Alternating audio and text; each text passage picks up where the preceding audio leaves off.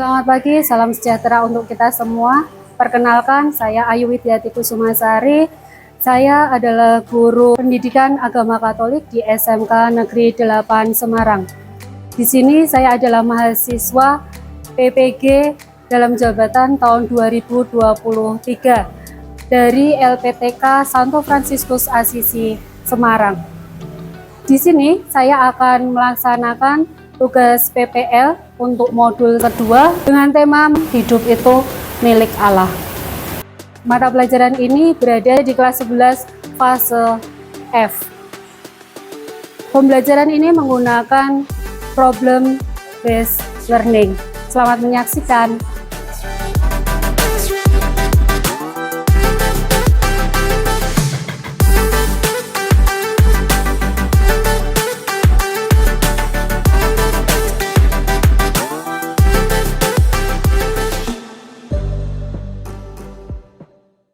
Selamat pagi anak-anak. Pagi, Bu. Sehat ya? Ya. Sebelum memulai pembelajaran, kita doa dulu ya. Yuk, siapa mau memimpin doa? Baik, yuk Alan, silakan. Kita siapkan hati. Teman-teman, Bayu, kita mulai pagi hari ini. Bapa, Putra, dan Roh Kudus. Amin. Bapak yang terkasih, kami memohon kepadamu ya Bapa, agar Engkau membimbing kami dalam perjalanan ini. Semoga pembelajaran ini membuka mata dunia kami, sehingga kami dapat hidup dengan penuh kesadaran imannya sendiri. Berani kami terus mengamalkan kami. Bapa, Putra, dan Roh Kudus. Amin. Terima kasih, Alan. Gimana kondisi kalian? Sehat? Sehat ya. Ini cuman berempat tok. Siapa yang nak masuk? Ceko. Kenapa Ceko? Izin. Izin? Izin kenapa? Sakit. Oke, baik. Semoga Jekonia ya, Jekonia segera pulih ya dan dapat bergabung dengan kita. Oke, baik. Materi kita di pagi hari ini, hidup itu milik Allah. Apa toh hidup? Hidupnya apa? Yo. Dapat bergerak dan bernafas. Dapat bergerak dan bernafas. Dan semangat yo, semangat. Masih pagi harus semangat ya. Yo, yel-yel sih ya. Yel-yel dulu. Yuk. SMK penuh cinta, cerdas, inovatif, tangguh. Terima kasih. Sudah semangat, Rum? Semangat ya, semangat. Harus semangat. Anak cowok semua nih. Cuman berempat, tapi semangat. Hidup tadi apa? Si Raya tadi bilang apa? Hidup dapat bergerak dan bernafas. Dapat bergerak, dapat bernafas, terus bernyawa. Oke, ada lagi? Bisa ya, hidup itu kalian mengartikan hidup masing-masing. Gerak, bernafas, bernyawa, bisa berjalan, ya kan? Bisa berkata, berkembang, itu hidup. Materi kita hidup itu milik Allah. Nah, tujuan pembelajarannya adalah peserta didik mampu memahami dan menyadari bahwa hidup itu milik Allah dan pada akhirnya dapat menjadi agen dalam pengembangan moral hidup Kristiani dalam masyarakat. Kriteria ketercapaian tujuan. Nih kriterianya. Peserta didik mampu memaparkan kasus pelanggaran martabat manusia.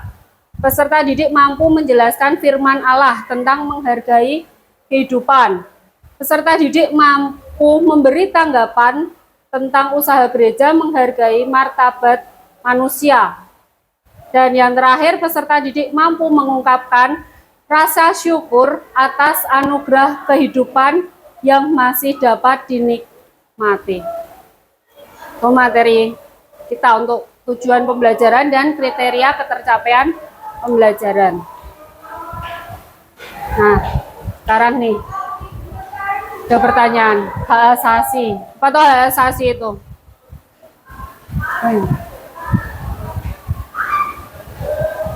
Kali. Hak untuk hidup. Hak untuk hidup. Yang lain? Alan? Hak kelayakan untuk hidup. Hak kelayakan untuk hidup, boleh. Yang lain? Hak asasi itu apa toh sebetulnya? Hak asasi adalah hak yang diperoleh sejak kalian hidup atau sejak kalian ada. Hak ini didapatkan dari apa ya? Dari pusat sih sebetulnya. Dari pusat tuh dari siapa toh? Dari Allah itu sendiri. Itu untuk hak asasi. Misalnya apa tuh hak asasi? Contohnya apa hak asasi itu? Tadi ada yang katakan hak hidup, ya kan? Terus apa lagi? Hak asasi apa lagi? Hak memeluk agama. Hak memeluk agama, oke. Lain? Banyak loh. Hak untuk apa tuh kayak kalian ini? Hidup. Hidup boleh, tadi udah hidup. Terus hak Mendapatkan pendidikan yang layak. boleh mendapatkan pendidikan yang layak. Sebenarnya ya untuk hak asasi sendiri itu banyak banget macam-macamnya. Pihak yang paling mendasar adalah hak hidup. Nah, kalau kita punya hak nih, hak hidup, boleh enggak sih orang membunuh? Enggak boleh. Bunuh diri boleh enggak sih? Hukuman mati boleh enggak sih? Enggak boleh. Oke. Yo, ini hidup adalah motivasi, tujuan dan harapan yang ada pada kehidupan setiap orang yang sangat bersifat personal dan dapat berubah-ubah sesuai dengan situasi dan kondisi yang dialami seseorang, yang harus dicapai dengan segala usaha dan tanggung jawab dan dapat membuat hidup bahagia dan lebih berarti. Itu artinya hidup. Di sini bisa kalian lihat nih, dari kalian kecil, bayi, ya kan? Dari bayi tumbuh menjadi anak, kan? Anak usia sekitar 4 tahun, 5 tahun, terus mulai usia sekolah, kuliah, ini mulai bekerja, terus membentuk keluarga, menjadi pralansia dan lansia, dan akhirnya nanti balik. Ini kegiatan yang aktif, apa ya namanya, perkembangan hidup yang berulang-ulang. Itu. Nih, ada beberapa tindakan menghilangkan nyawa. Bisa kalian lihat. Nih, apa itu? Bunuh diri. Bunuh diri. Terus apa? Aborsi. Aborsi. Bunuh diri itu apa toh? Bunuh diri. Nih, ada. Pemahaman kalian bunuh diri itu apa toh? Menurut kalian, bunuh diri. Menghilangkan nyawa. Menghilangkan nyawa? Nyawa siapa? Nyawa diri sendiri. Nyawa diri sendiri. Boleh. Yang lain? Ada?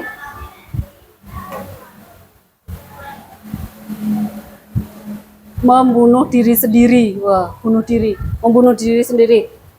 Tadi Michael katakan menghilangkan nyawa kita, ya kan? Menghilangkan nyawa kita sendiri. Yuk, Raya. Melukai diri sendiri hingga menghilangkan nyawa. Melukai diri sendiri hingga menghilangkan nyawa. Bagus. Ada lagi? Ada tanggapan lain? Bisa.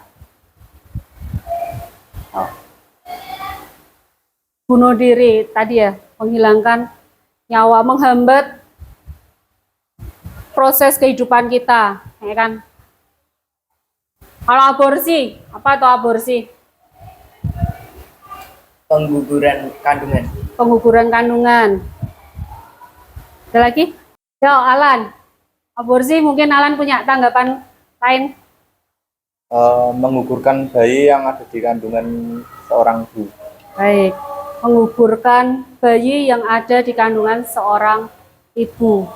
Kalau aborsi itu sama dengan pengguguran, kan? Pengguguran kandungan, tadi ada yang katakan menggugurkan kandungan. Bedakan pengguguran dan keguguran di sini. Kalau keguguran berarti secara tidak langsung, tapi kalau pengguguran itu secara langsung. Terus nih, penghilangan nyawa yang lain adalah etanasia. Etanasia berarti apa tuh? Menghilangkan nyawa bisa menggunakan obat-obatan, atau orang yang sakit itu malah tidak diobati, tidak dilakukan pengobatan agar segera hilang nyawanya, cabut nyawanya. Itu etanasia. Bisa kalian baca di sini. Sorry. Jenis-jenis etanasia. Salah satu baca. Compulsory euthanasia, yakni bila orang lain memutuskan kapan hidup seseorang akan berakhir. Yang kedua, voluntary euthanasia, berarti orang itu sendiri minta untuk mati. Baik, itu dari segi etanasia. Jenis etanasia dilihat dari segi pelakunya. Ada compulsory etanasia dan voluntary. Tuh. Compulsory bila orang lain memutuskan kapan hidup seseorang akan berakhir. Sudah ditentukan. Mungkin bisa penghentian itu pengobatan atau strum mati. Kalau dilihat dari segi caranya, ada etanasia aktif dan etanasia pasif. Bisa kalian lihat sendiri ya di sini ya, untuk pemahamannya. Ada juga hukuman mati. Yang kalian ketahui hukuman mati. Tuh, hukuman mati apa aja? Yang pernah kalian tahu aja lah hukuman mati. Di Indonesia mungkin atau di luar negeri pernah lihat beritanya? Hukuman gantung. Hukuman gantung. Pernah lihat beritanya kasus hukuman gantung? Pernah ada. Apa tanggapanmu? Mengerikan. Mengerikan. Kasusnya di Indonesia atau di luar? Di luar. Di luar. Oke. Yang lain? Kursi listrik. Kursi listrik. Pernah tahu beritanya? Pernah. Pernah. Seringnya kalau kursi listrik itu yang Bayuk tahu di hukuman di zaman purba istilahnya, sudah beberapa tahun yang lalu, beberapa puluh tahun yang lalu, tuh ada hukuman listrik. Tuh. Yang lain mungkin? Ya. Hukuman tembak mati, Bu. Tembak mati. Ada kasusnya? Pernah lihat di berita. Berita tentang apa itu? Seringnya apa? Biasanya teroris, Bu. Teroris yang dihukum mati. Atau kadang masih ada lagi apa? Pengedar narkoba. Nah, kan di beberapa tempat itu juga ada pengedar narkoba dilakukan mendapat hukuman mati. Dan ditembak mati, kan ditembak. Tuh. Kalau kegiatan tembak mati itu biasanya apa tuh? Orang yang sudah kejahatannya itu sudah parah. Sudah parah banget. Sudah istilahnya tidak bisa diampuni. Kenapa toh gereja melarang hukuman mati? Yo. Karena tidak sesuai dengan ajaran Yesus Kristus. Tidak sesuai dengan ajaran Kristus. Ajaran Kristus apa toh? Kasih, ya kan? Ya, tentang kasih.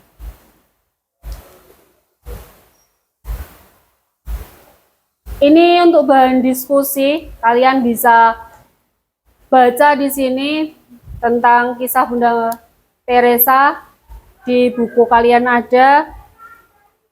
Terus Boyuk minta ke kalian juga cari beberapa kasus tentang tindakan menghilangkan nyawa.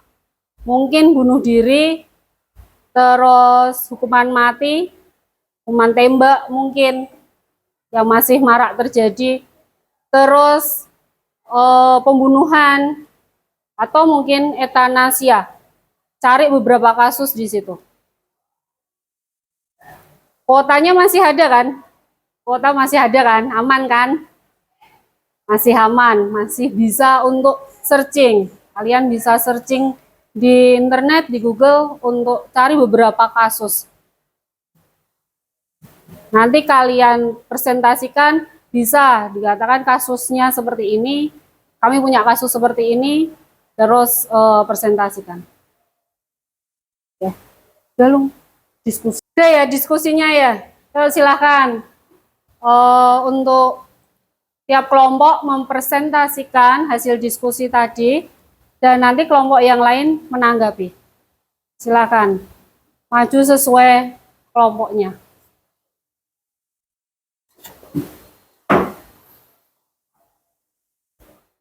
Selamat pagi Bayu dan teman-teman. Perkenalkan, saya Hilarius Alan Antoni, absen 14. Saya Jonathan Mitra Arka, absen 19. Di sini kami ingin mempresentasikan beberapa kasus yang ada di Indonesia. Salah satunya adalah kasus bunuh diri mahasiswa UNES.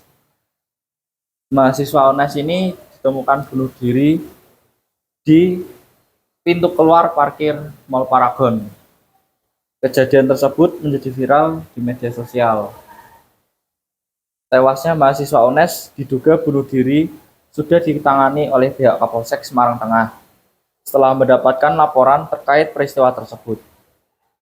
Selamat pagi teman-teman, perkenalkan nama saya Raya Amuk Wibowo. Saya Mikael Kalvian, absen 23. Dan kami akan mempresentasikan tentang berita remaja yang juga bunuh diri. Di sini saya membacakan kasus bunuh diri, yaitu remaja diduga bunuh diri loncat dari jembatan Gianyar, Bali. Seorang pelajar SMA berinisial PA diduga bunuh diri dengan melompat dari jembatan setinggi 50 meter di Gianyar, Bali. Polisi masih melakukan penyelidikan guna mengetahui motif. Baik, terima kasih. Tadi hasil kalian searching Google tentang beberapa kasus yang terjadi di Indonesia di beberapa tempat tentang penghilangan nyawa. Ada yang dari parkiran mall karena apa? Karena sakit, depresi ya, depresi. Terus ada lagi kasus yang gantung diri. Terus kasusnya apa lagi? Lompat dari jembatan. Seorang ASN yang gantung diri. Ada beberapa penyebab nih. Kenapa tuh mereka melakukan tindakan menghilangkan nyawa? Penyebabnya apa? Tadi ada depresi. Terus ada lagi penyebabnya? Depresi, sakit. Mungkin faktor ekonomi bisa, ya kan? Apalagi? Dibully, pembulian, itu bisa. Perbedaan pendapat itu juga bisa. Di materi kita minggu lalu tentang bullying. Oh ya, Boyuk, terima kasih juga ya karena kalian sudah mengerjakan tugasnya yang minggu kemarin. Sudah Boyuk terima di GC-nya, tugas GC-nya sudah Boyuk cek. Luar biasa sekali tugas-tugas kalian. Sangat inovatif. Bagaimana kalian mengajak teman-teman untuk tidak melakukan bullying di sekolah. Dan Boyuk harapan juga bukan hanya sekedar poster nih, tugas yang kalian buat, tapi juga kalian terapkan di aktivitas kalian sehari-hari, khususnya di sekolah yang saat ini sedang marak nih kasus bullying. Mungkin kalian ada yang tahu beberapa teman kalian melakukan kasus bullying juga, perundungan terhadap teman yang lain. Atau mungkin kalian masih juga melihat perbedaan nih, yang minoritas dan mayoritas. Mungkin anak orang yang mampu dan anak yang kurang mampu. Atau beberapa hal yang menyebabkan seseorang itu dibully, minder, iso bocah jadi minder, kan? Anak jadi minder. Anak menutup diri, tidak mau bergaul dengan teman-teman yang lain. Apakah di kelas kalian masih ada nih?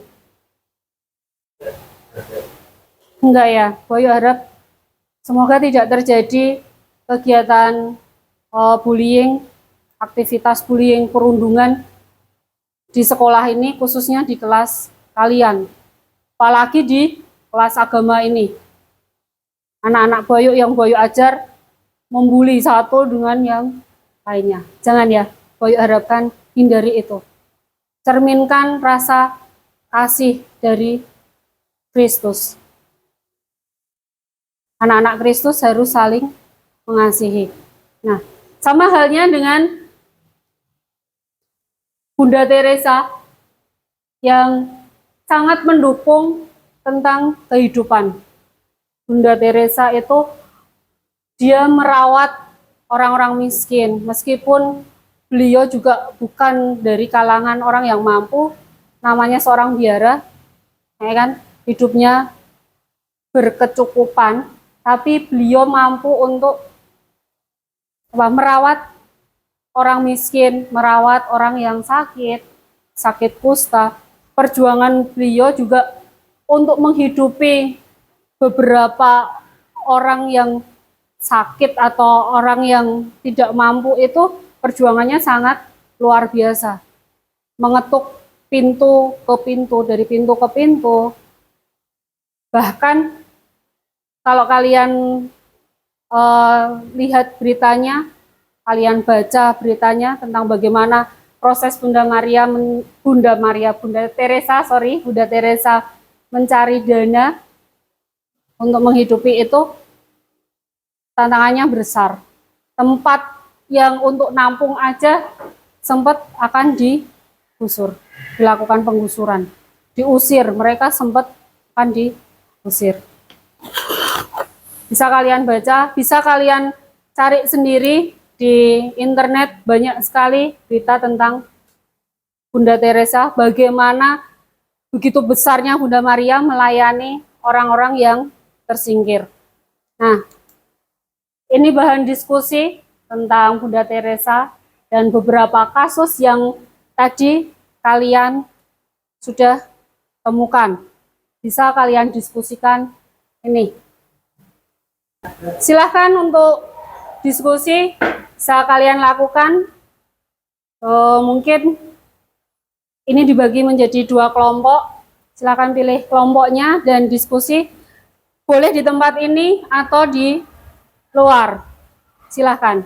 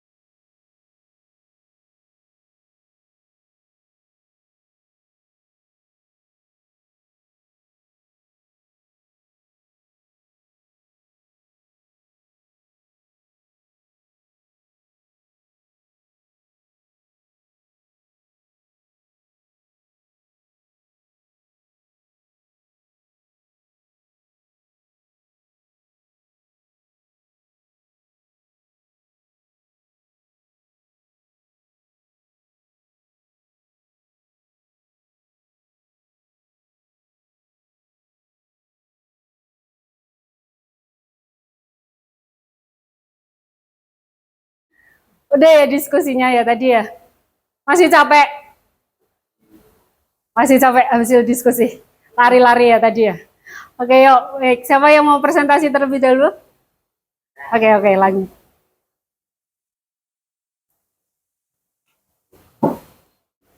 Selamat pagi, Bu Ayu dan teman-teman.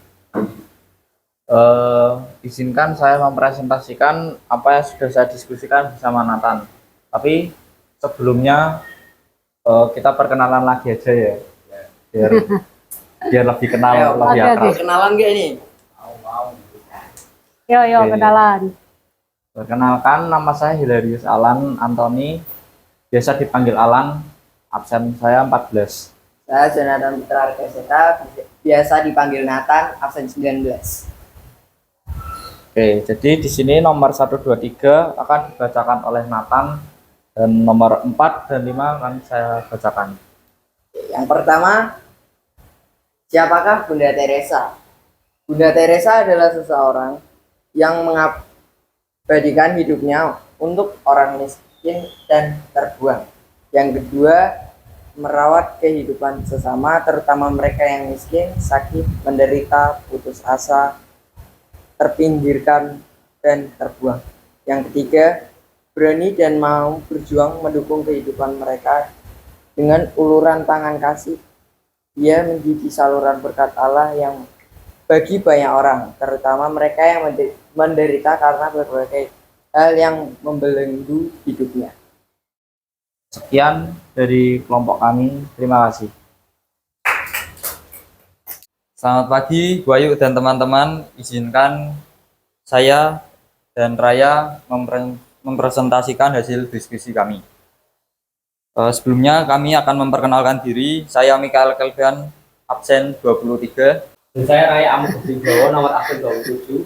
Di sini kami akan langsung membacakan tentang hasil diskusi kami.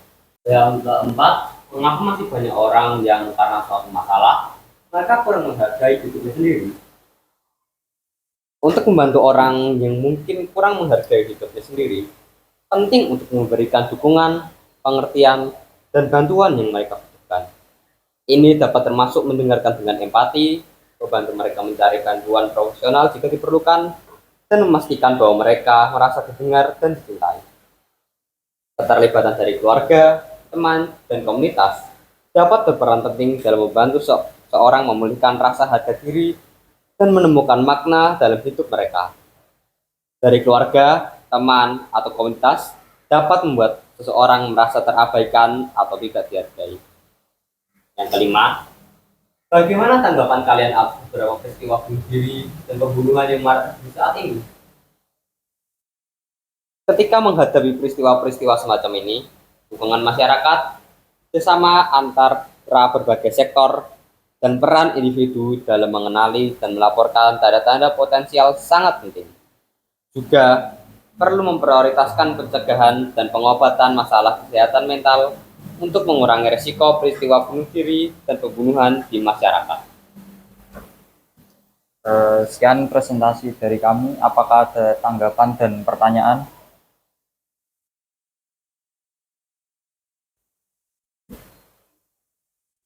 Ada tanggapan?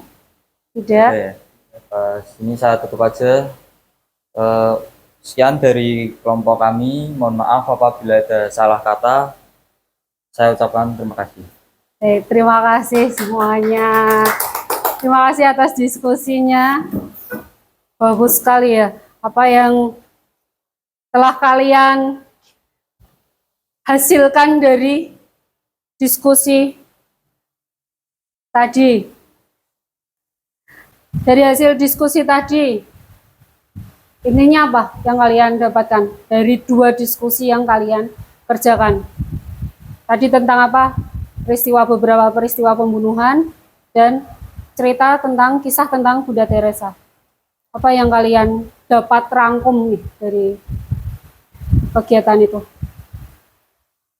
Menghargai sesama. Menghargai sesama. Lanjut. Kita harus menghargai hidup sendiri yang telah diberikan oleh Tuhan. Oke, bagus. Menghargai sesama, menghargai hidup sendiri yang sudah diberikan oleh Tuhan. Gitu. Kita harus bersyukur hidup yang diberikan oleh Tuhan. Bersyukur atas anugerah kehidupan yang diberikan oleh Tuhan.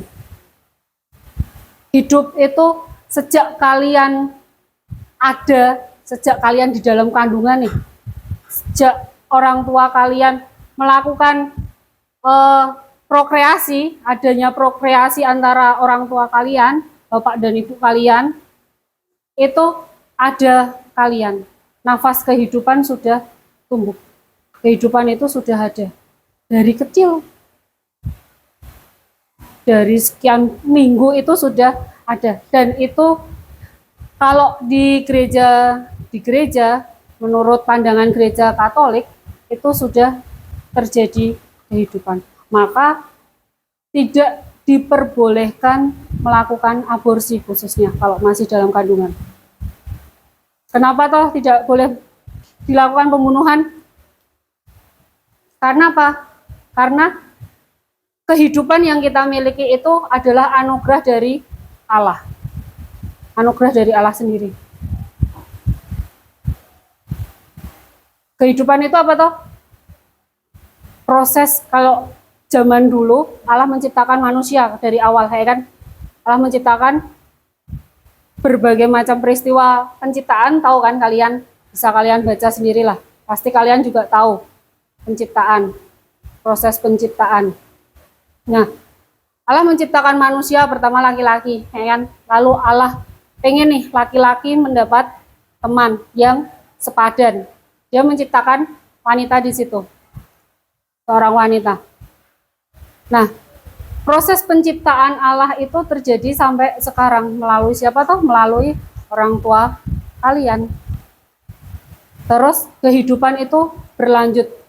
Nah, Allah tidak menginginkan adanya pembunuhan di situ. Pembunuhan berarti apa? Menghambat karya penciptaan Allah. Yang bisa menghilangkan nyawa itu hanya Allah. Yang berhak menghilangkan nyawa kita adalah Sang Pencipta itu sendiri, yaitu Allah. Ajaran kitab suci nih tentang beberapa peristiwa tadi, peristiwa pembunuhan atau bunuh diri.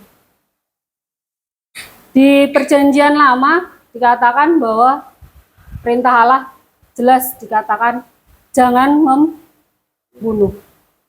Perintah keberapa nih? Jangan membunuh, perintah keberapa? Di 10 perintah Allah? Perintah ke 5. Oke. Lupa ya. 10 perintah Allah. 1 sampai 3 itu dari Allah ke manusia. 4 sampai 10 adalah manusia ke manusia. Tuh. Di Perjanjian Baru dikatakan tidak hanya melarang pembunuhan, tapi ingin membangun sikap hormat dan kasih akan hidup. Kita diajak untuk selalu menghormati dan mengasihi, terutama tentang kehidupan kita, kehidupan orang lain. Itu.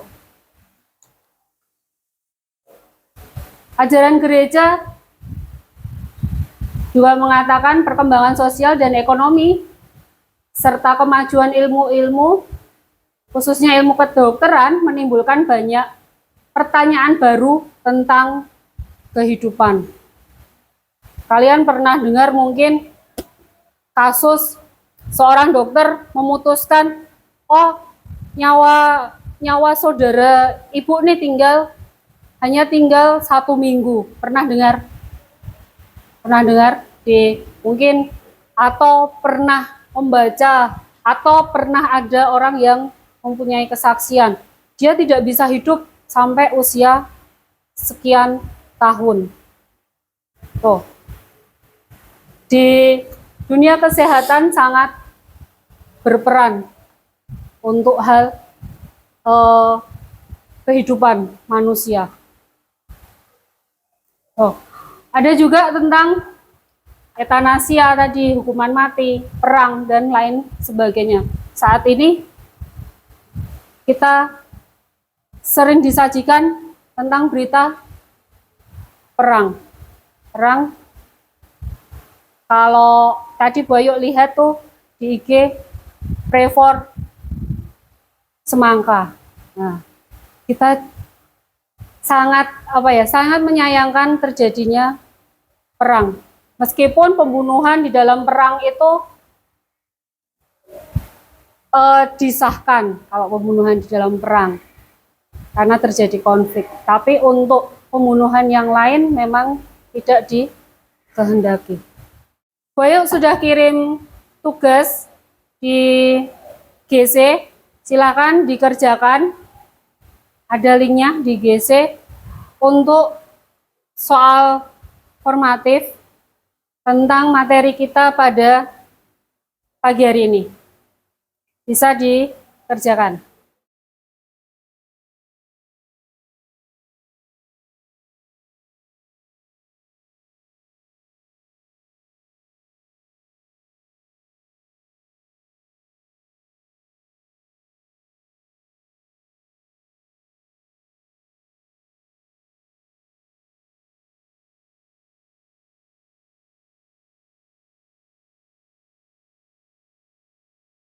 Yuk, sebagai rangkuman kegiatan kita menghargai hidup manusia. Manusia hidup karena diciptakan dan dikasihi Allah. Karena itu, biarpun sifatnya manusiawi dan bukan ilahi, hidup itu suci. Kitab suci menyatakan bahwa nyawa manusia tidak boleh diremehkan. Hidup manusia mempunyai nilai yang istimewa karena sifatnya yang pribadi. Itu sebagai rangkuman dari kegiatan kita tentang materi hidup itu milik Allah. Ada tanggapan dari aktivitas kita selama ini? Ada masukan mungkin? Terima kasih semuanya. Sebagai tugas, nih Boyok kasih tugas lagi ya, jangan bosan untuk buat poster. Kalian anak-anak IT pasti bisa punya keahlian masing-masing di pembuatan poster nih. Apalagi sekarang banyak konten-konten ya kan. Tuh, Boyok harapkan kalian mau berinovasi. Terutama nih yang pengen jadi konten kreator mungkin atau pengen jadi pengusaha di dunia digital. Bisa tunjukkan kemampuan kalian. Nih, buatlah sebuah poster bertemakan tentang hidup itu milik Allah. Seperti biasa, tugasnya dikirim di GC